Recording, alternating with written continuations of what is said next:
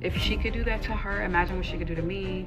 Maybe I'm wrong, but I feel like when women have conversations with other women about things they're going through, they're more coddled and championed. Can we blame women for walking in the conditions that we have all created through the patriarchy? No, we right? sure did. We've all heard this, right? I don't think women hold each other accountable the same way we do, though. Here's why. We receive criticism at a far greater clip. Maybe I'm wrong, but I feel like when women have conversations with other women about things they're going through, they're more coddled and championed. It's gonna be okay. He's wrong. It's not malicious. It's just that women know that I'm dealing with another woman. I gotta be delicate with her emotions. She may be hyperreactive. That's not helping us get better. That's not helping us further along our relationships. I'm pretty sure all women have friends where they can't really tell them they're doing something wrong because they don't know how to handle criticism. So they just much rather side with them. What kind of friend is that, though? It's probably one that's trying to protect your emotions. That's not a good friend, bro. Or protect our space. I know this. I know that Jalon may say something to me that I really don't like right now, but in 5 hours, I'll forget about it. And all I'll care about is if I got better. There's a lot of women that fall out with each other and stop being friends because one woman was honest. Now, to me, it seems like by the end, he ended up contradicting himself, because initially he said that women don't take accountability, or they don't take accountability, and women don't hold women accountable for things. And then by the end, it was women fall out because one woman held another woman accountable. Now, I'm good with that. I'm good with the falling out part. If a woman is in the group and she's holding another party in the group accountable, or trying to, and that woman isn't receiving that, then somebody should step away. So that's actually fair. The reason why men have such long relationships with each other is for the opposite, because men actually don't hold men accountable. Men actually don't advocate for themselves and tell their friends that they're disappointed in them for missing their birthday parties, or that they're disappointed in the men in their group, in their cohort, for not texting them enough and not responding to their texts, or responding to them a day late, and things of that nature. Whereas women are way faster and way more likely to express those things, like, you're not showing up for me the way that I need you to, or the way that I want you to, right? Men actually don't hold men accountable. Men definitely, though, don't hold men accountable for the problematic things that men do. And the reason I know this to be true, without a doubt, no man could ever sell me on the idea of men holding men accountable, is if men held men accountable, the world would look completely different. So I already know men don't hold men accountable. We don't hold men accountable politically. We don't hold men accountable socially. We don't hold men accountable economically. We don't hold men accountable spiritually, if you believe in that type of stuff. We don't hold men accountable for anything. So listening to men talk about how women need to be held accountable and how women don't take accountability, it literally makes my ass itch every single time, right? But I came across this story and I was like, this is exactly what I'm talking about. You never hear this shit from men. You will never hear a story like this from a man.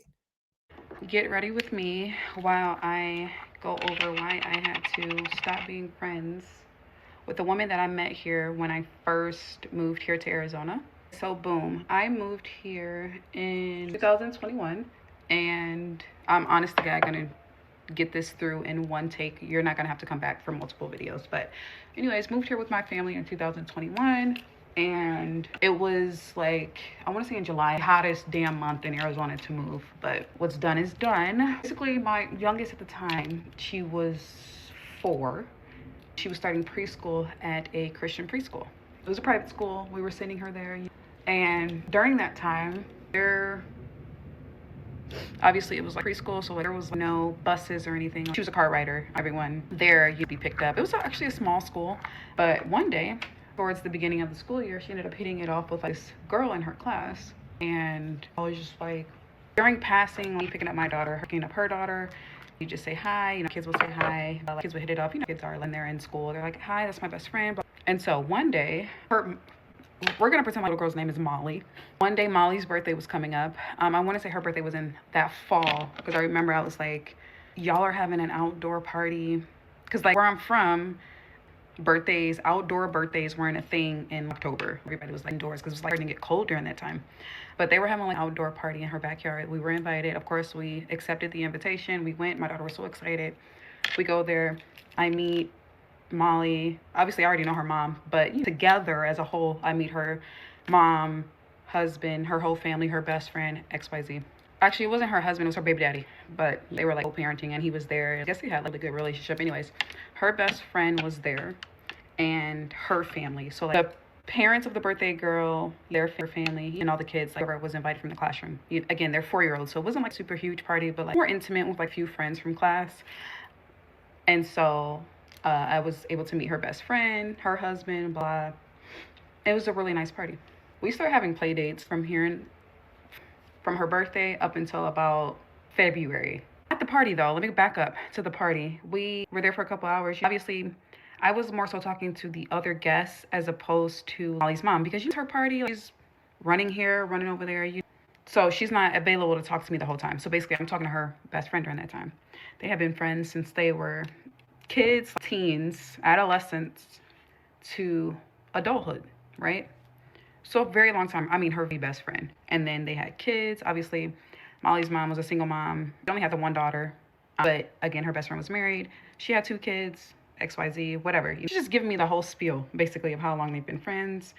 And when I would hang out with Molly, she would say things like, oh, yeah, my best friend are going here. Me and my best friend, I'm going to go to her house, blah, blah. They had that kind of relationship where they were always together, even though her best friend was married. So I want you to imagine that. One of those couples where it's the husband and wife, basically a little family of four, and then like best friend with her daughter. They were best friends. They were more so like sisters, honestly. And I want to say that, honestly, she was like godmom of one of her kids. Or no, I think she had like middle name. I don't know. That's how close the bond was. Again, preface this. They were friends since they were kids. Blah. And one day, she was over their house. Always does. And ends up kissing her best friend's husband.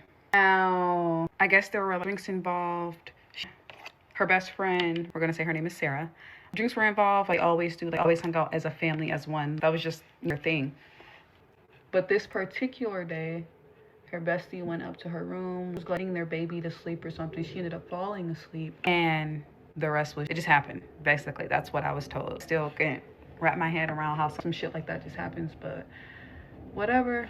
She finds out. No way. They were plotting that. They were, that tension was there. That wasn't just the in the moment kind of thing. They had been flirting or something was going on. So they actually end up telling her.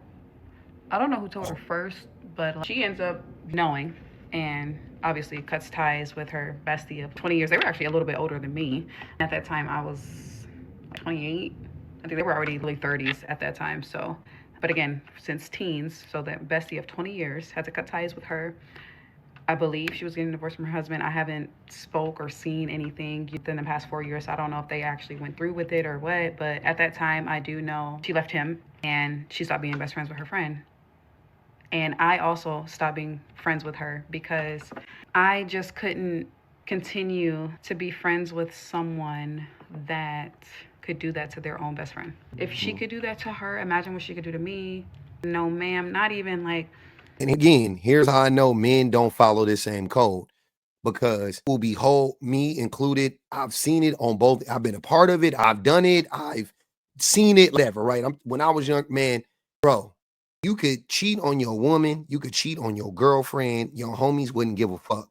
Beyond that, your homies would set you up to cheat on. They would actually help you cheat on your girl, on your woman. Then after you cheated, they would act like nothing happened. They would protect you. They would defend you. They would deflect. They would lie for you as if they were the one that was in the relationship with your girl if they needed to. They never disassociated themselves with you. They never disconnected from you. You never disassociated yourself from them when you caught your homies cheating. It was a badge of honor in most circles. Oh, man, you got you another bad one. That's what it was. No man I ever heard growing up ever said, if he could do this to her, to a woman, and I started saying this as I got older. This is something that this is why I be talking about like dating young or whatever, because I was 22, 21, 20, you know what I'm saying? Like my mind was it was underdeveloped. But as a developed human being, as a developed adult, as a man, I started to clock that shit. I was like, wait, if you would cheat on your woman, this woman is giving you shelter. This woman is giving you money. This woman is giving you her body. This woman is giving you her soul, everything about her. She has opened herself up to you. If you are willing to violate this woman like that, what would you do for me? Because I ain't giving you shit. All I do is hand you L's on 2K and Madden, nigga. y'all not getting nothing out of me. I'm not buying you a goddamn thing. You ain't staying in my house. I'm not paying half your rent. I damn sure ain't giving you no ass. So if you're willing to do that to that person, you know what I'm saying? Like, but men don't never put those, we don't ever say that about one another. Women do. I've heard plenty of women say this about other women. Plenty of women have said straight out of their mouth, I had to cut ties with her because she cheated on her husband or similar to this or whatever. And if she would do that to him, then Lord knows what she would do to me. Heard plenty of women connect that dot. Never heard a man connect that dot until I connected it for myself when I was a fully functioning adult male. I never heard a man say that shit, though, growing up. I never heard a boy say that. Never heard no 17, 16, 18, 19-year-old boy be like, man, you cheating on Lisa? Oh, man, that's messed up, man. We can't be friends no more because you cheating on her. So I only know, Lord only knows what you would do with me. That shit ain't never happened. Men do not hold men accountable for shit. We don't do it for shit. And beyond that, it's already bad enough we don't hold men accountable. We actually lie for men. We actually obfuscate for men. Shit is crazy. On some shit like that. Like, not even to say like my husband is going for some shit like that, but still, if she could do that to her best friend, imagine what she could do to me. There was no loyalty there whatsoever. I had to stop being friends with her. Literally, once she told me, wait, I couldn't believe that. I literally thought she was lying because I'm like, there's no way she would do that to her best friend. Like my story time is going by super fast, but honestly, like it just trying to get up out of here. It's 4 o'clock and I'm just now doing my makeup for today. But I don't know, I just thought I'd get on here and tell y'all about that because that shit was crazy. How people will cross you like that, especially like best friend. Hell nah, never thought to do no shit like that. And I remember when it was going down, she was just like, it just happened, it wasn't planned. And I'm just like, this ain't no motherfucking car accident, bitch. Goes to show motherfuckers ain't loyal to nobody. It definitely was planned. It definitely was thought about. Definitely. And after I stopped talking to her, I would still see her in passing because that happened like towards the end of the school year. It was February, March at that point, and I would still see her in passing. Kept it cordial because our kids were still like, hi. And my daughter saying her daughter's name. Hey. And they'll ask for like play dates again and we'll just be like, oh, we'd both come up with some shit basically. Just to keep the kids out of the mix type. They were babies. They didn't need to know that we'd never be kicking it outside of school again. You know? And that's why I can't stand when I hear men saying this. But ultimately, that's why I can't stand when men be out here masquerading as if we're the arbiters of accountability when we don't hold each other accountable at all. I do think I also wanted to add one thing, that this particular case doesn't necessarily reflect this, but just if we're just talking about the concept of accountability in general, I think what this man said is kind of true. I'll let you guys hear this, but I think what he's saying is it has a ring of truth in it, and he misses the mark at some point, but he does say something that is actually very true. It's from my least favorite podcast. The most problematic podcast on YouTube is my future wifey podcast. But yeah, actually says something like fairly decent right here, and I thought this was interesting. Because you know, big thing going on social media now where women ain't accountable. Women don't like accountability. Yeah. You hear that all the time. Women, and let's be honest, can we blame women for walking in the conditions that we have all created through the patriarchy? No, we right? sure did. If you have a son, your son falls down. It's get up, don't cry. Yep. Your daughter falls down. The first you do is grab her. Who pushed you, Pooh? I watch it. She fell on her own, but your first thing is who pushed you, and then they cry. Your skin, so your knees aren't perfect anymore, and it's like you're gonna look good anymore. You won't be perfect. I've watched this play out with my niece. Who pushed you? Right? My niece fell. My father, right, who raised 2 boys and my sister, right? Yeah. Niece falls on her own. He goes, oh, Pooh, who pushed you? She just points at my mother. And he goes, oh, Uncle Brian pushed you. Yeah. She's laughing, right? But what you're teaching her is blame somebody. Blame somebody. And we do this. Yeah. And it's like, sis, walk straight. Right. It was you. And then when she becomes an adult and she's doing the same behavior that we've coached her to, and we're just like, why don't you have accountability? The men in her life told her she didn't have to be accountable. Teach. They were going to take care of everything for her. The part that is undeniable, though, is that we raise girls differently than we raise boys, and we socialize each other differently. At that age, maybe that's true, right? Like, I don't have a daughter. I do have nieces. or whatever. And yeah, maybe it was like, get up, boy, or whatever. I don't know. I feel like we were kind of, I was like that with my son, you know, and like, oh, maybe, you know, it would be like that with the girl too. But whatever, though, I see that happening. But the part that was true is when he said that we have raised women in a patriarchal society and they're just dealing with that. You know what I mean? Like that part that I'm like, yeah, no, I agree with that. Well, I said what I disagree with in the end, though, is all the rest of that shit when he's talking about how like they grow up, they're taught that men are going to take care of everything. They're actually not. At that age, okay, only one form of accountability. That's only one instance of accountability, or I guess coddling you. I wouldn't even say accountability, but coddling, because that wouldn't be the girl's fault that she tripped. That wasn't her fault that she tripped. She's the baby. You see what I'm saying? So it wouldn't be anything to hold her accountable for in that moment, right? But when they get older, women are held to a much higher standard than men because more is expected of women and little girls.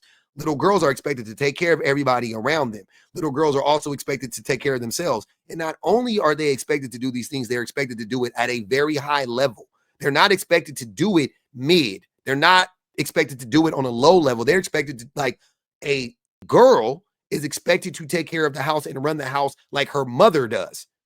A boy is expected to do nothing. Boys get to be boys. Boys will be boys. Where do you think that saying comes from? You know, girls will be girls. Girls are be women. That's how that saying goes. Girls will be women. Boys will be boys. We raise little girls to be women, and we adultify little girls very early. Ultimately, little girls don't get to grow up the same way little boys do. They don't get to grow into womanhood. They're conditioned to be young women when they're 7, 8, 9, 10, 11 years old. Whereas boys, it takes us till we 30 years old for us to mature and to do the same things that girls were doing. If we ever reached that, girls were doing when they were teenagers. So I don't want to hear shit about little girls are conditioned to blame men and blame everybody around them. They're not conditioned to internalize everything.